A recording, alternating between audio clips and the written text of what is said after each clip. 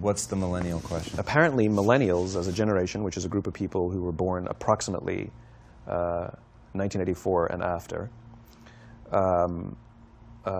are tough to manage. And they're accused of being entitled and narcissistic and self-interested, unfocused, lazy. But entitled is the big one. And because they confound leadership so much, what's happening is leaders are asking the millennials, what do you want? And millennials are saying, we want to work in a place with purpose, love that. We want to make an impact, you know, whatever that means. We want free food and beanbags. And so somebody articulates some sort of purpose, there's lots of free food and there's beanbags, and yet for some reason they're still not happy.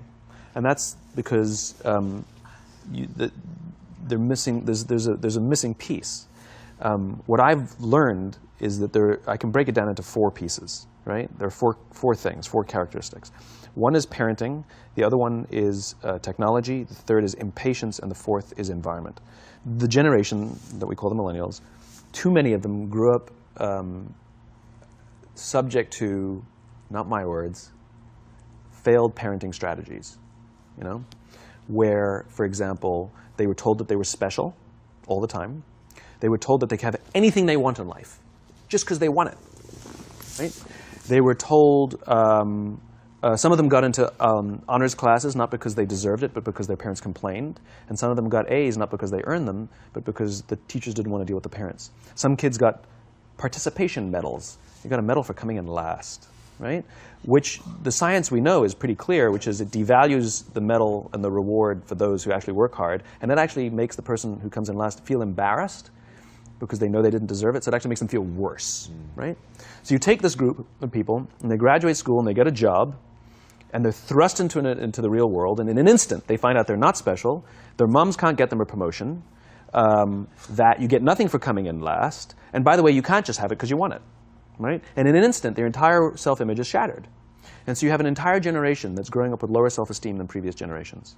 The other problem, to compound it, is we're growing up in a Facebook, Instagram world. In other words, we're good at putting filters on things. We're good at showing people that life is amazing even though I'm depressed, right? And so everybody sounds tough, and everybody sounds like they got it all figured out. And the reality is there's very little toughness, and most people don't have it figured out. And so when the more senior people say, well, what should we do? They sound like, this is what you got to do. And they have no clue, right? So you have an entire generation growing up with lower self-esteem than previous generations, right? Through no fault of their own. Through no fault of their own, right? They were dealt a bad hand, right? Now let's add in technology. We know that engagement with social media and our cell phones releases a chemical called dopamine. That's why when you get a text, it feels good, right? So, you know, we've all had it where you're feeling a little bit down or feeling a bit lonely, and so you send out 10 texts to 10 friends, you know, hi, hi, hi, hi, hi, because it feels good when you get a response, right? Right? It's why we count the likes. It's why we go back 10 times to see if my Instagram is growing slower. Did I do something wrong? Do they not like me anymore? Right? The trauma for young kids to be unfriended, right? Because we know when you get it, you get a hit of dopamine, which feels good. It's why we like it. It's why we keep going back to it. Dopamine is the exact same chemical that makes us feel good when we smoke, when we drink, and when we gamble. In other words, it's highly, highly addictive. Right? We have age restrictions on smoking, gambling, and alcohol, and we have no age restrictions on social media and cell phones, which is the equivalent of opening up the liquor cabinet and saying to our teenagers, hey, by the way, this adolescence thing, if it gets you down. But that's basically what's happening. That's basically what's happening, right? That's basically what happened. You have an entire generation that has access to an addictive, numbing chemical called dopamine through social media and cell phones as they're going through the high stress of adolescence. Why is this important? Almost every alcoholic discovered alcohol when they were teenagers. When we're very, very young, the only approval we need is the approval of our parents. And as we go through adolescence, we make this transition where we now need the approval of our peers. Very frustrating for our parents, very important for us. It allows us to acculturate outside of our immediate families into the broader tribe, right? It's a highly, highly stressful and anxious period of our lives, and we're supposed to learn to rely on our friends. Some people, quite by accident, discover alcohol and numbing effects of dopamine to help them cope with the stresses and anxieties of adolescence. Unfortunately, that becomes hardwired in their brains, and for the rest of their lives, when they suffer significant stress, they will not turn to a person, they will turn to the bottle. Social stress, financial stress, career stress, that's pretty much the primary reasons why an alcoholic drinks, right? What's happening is, because we're allowing unfettered access to these dopamine-producing devices and media, basically it's becoming hardwired, and what we're seeing is, as they grow older, too many kids don't know how to form deep, meaningful relationships. Their words, not mine. They will admit that many of their friendships are superficial. They will admit that their friends, that they don't count on their friends, they don't rely on their friends, they have fun with their friends, but they also know that their friends will cancel on them if something better comes along. Deep, meaningful relationships are not there because they never practice the skill set, and worse, they don't have the coping mechanisms to deal with stress. So when significant stress starts to show up in their lives, they're not turning to a person, they're turning to a device, they're turning to social media, they're turning to these things which offer temporary relief. We know, the science is clear, we know that people who spend more time on Facebook suffer higher rates of depression than people who spend less time on Facebook, right? These things balanced. Alcohol is not bad, too much alcohol is bad. Gambling is fun, too much gambling is dangerous, right? There's nothing wrong with social media and cell phones. It's the imbalance, right? If you're sitting at dinner with your friends and you're texting somebody who's not there, that's a problem. That's an addiction. If you're sitting in a meeting with people you're supposed to be listening to and speaking, and you put your phone on the table, face up or face down, I don't care, that sends a subconscious message to the room that you're just not that important to me right now, right? That's what happens. And the fact that you cannot put it away is because you are addicted, right? If you wake up and you check your phone before you say good morning to your girlfriend, boyfriend, or spouse, you have an addiction. And like all addiction, in time, it'll destroy relationships, it'll cost time, and it'll cost money, and it'll make your life worse, right? So you have a generation growing up with lower self-esteem that doesn't have the coping mechanisms to deal with stress, right? Now you add in the sense of impatience, right? They've grown up in a world of instant gratification. You want to buy something, you go on Amazon, it arrives the next day. You want to watch a movie? Log on and watch a movie. You don't check movie times. You want to watch a TV show? Binge. You don't even have to wait week to week to week, right? I know people who skip seasons just so they can binge at the end of the season, right? Instant gratification. You want to go on a date? You don't even have to learn how to be like, hey. You don't even have to learn and practice that skill. You don't have to be the uncomfortable one who says yes when you mean no and says no when you mean no, but yes when you... You don't have to swipe right. Bang, I'm a stud. Right? You don't have to learn the social coping mechanisms, right? Everything you want, you can have instantaneously. Everything you want, instant gratification. Except job satisfaction and strength of relationships, there ain't no app for that. They are slow, meandering, uncomfortable, messy processes.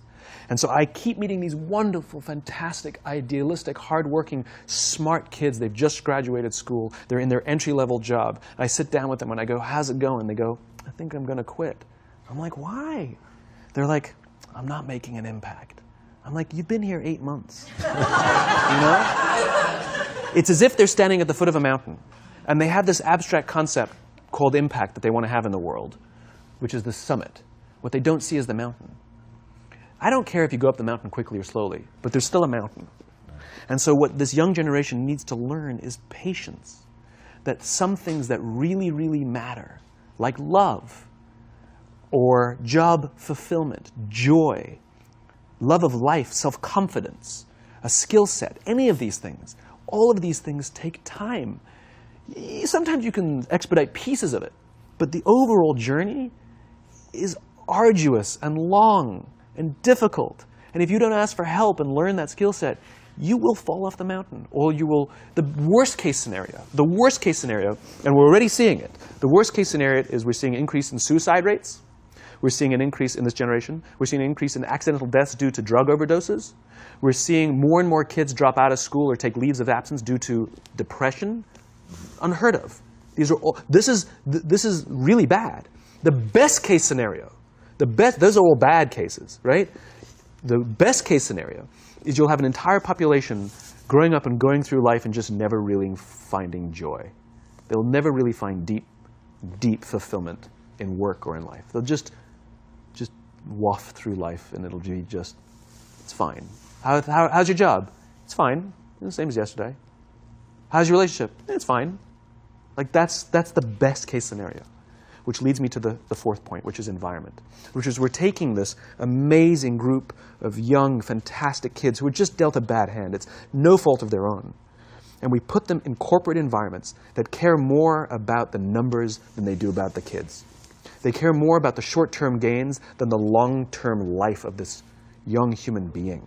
We care more about the year than the lifetime, right? And so we are putting them in corporate environments that aren't helping them build their confidence, that aren't helping them learn the skills of cooperation, that aren't helping them overcome the challenges of a digital world and finding more balance, that isn't helping them overcome the need to have instant gratification and teach them the joys and impact and the fulfillment you get from working hard on something for a long time that cannot be done in a month or even in a year. And so we're thrusting to them in corporate environments, and the worst part about it is they think it's them. They blame themselves. They think it's them who can't deal. And so it makes it all worse. It's not. I'm here to tell them it's not them. It's the corporations. It's the corporate environments. It's the total lack of good leadership in our world today that is making them feel the way they do. They were dealt a bad hand, and I hate to say it, but it's the company's responsibility. Sucks to be you. Like, we have no choice, right? This is what we got, and I wish that society and their parents did a better job. They didn't. So we're getting them in our companies, and we now have to pick up the slack. We have to work extra hard to figure out the ways that we build their confidence. We have to work extra hard to find ways to teach them the social skills that they're missing out on. There should be no cell phones in conference rooms. None. Zero. And I don't mean the kind of like sitting outside waiting to text. I mean like when you're sitting and waiting for a meeting to start, this is what we all do. We all sit here and wait for the meeting to start. Meeting starting? Okay. And we start the meeting. No, that's not how relationships are formed. Remember we talked about it's the little things? Relationships are formed this way. We're waiting for a meeting to start and we go, how's your dad? I heard he was in the hospital. Oh, he's really good. Thanks for asking. He's actually at home now. Oh, I'm really glad. That was really amazing. I know, it was really scary for a while. That's how you form relationships. Hey, did you ever get that report done? Oh my God, no, I didn't. I'll help you out. Can I help you out with that? Really? That's how trust forms. Trust doesn't form at an event in a day. Even bad times don't form trust immediately. It's the slow, steady consistency. And we have to create mechanisms where we allow for those little innocuous interactions to happen. But when we allow cell phones in conference rooms, we just, okay, have the meeting. And then my favorite is like when there's a cell phone there and you go like this, you go. It rings and you go. I'm not going to answer that. Mr. Magnanimous, you know? When you're out for dinner with your friends, like I do this with my friends. When we're going out for dinner and we're leaving together, we'll leave our cell phones at home. Who are we calling? Maybe one of us will bring a phone in case we need to call an Uber or take a picture of our meal. That goes without saying. Come on. I'm an idealist, but I'm not insane. You know? Not a heathen. I mean, it looked really good. We'll take one phone. And so it's like an alcoholic. The reason you take the alcohol out of the house is because we cannot trust our willpower. We're just not strong enough. But when you remove the temptation, it actually makes it a lot easier. And so when you just say, don't check your phone, people literally will go like this. And somebody will go to the bathroom, and what's the first thing we do? Grab the phone. Because I wouldn't want to look around the restaurant for a minute and a half, you know? But if you don't have the phone, you just kind of enjoy the world. And that's where ideas happen. The constant engagement is not where you have innovation and ideas. Ideas happen when our minds wander and we go, and you see something, I bet they could do that. That's called innovation, right? But we're taking away all those little moments, right? You should not, and none of us should charge our phones by our beds. We should be charging our phones in the living rooms, right? Remove the temptation. You wake up in the middle of the night because you can't sleep, you won't check your phone, which makes it worse. But if it's in the living room, it's relaxed, it's fine. But it's my alarm clock. buy an alarm clock. They cost $8, right? I'll buy you an alarm clock.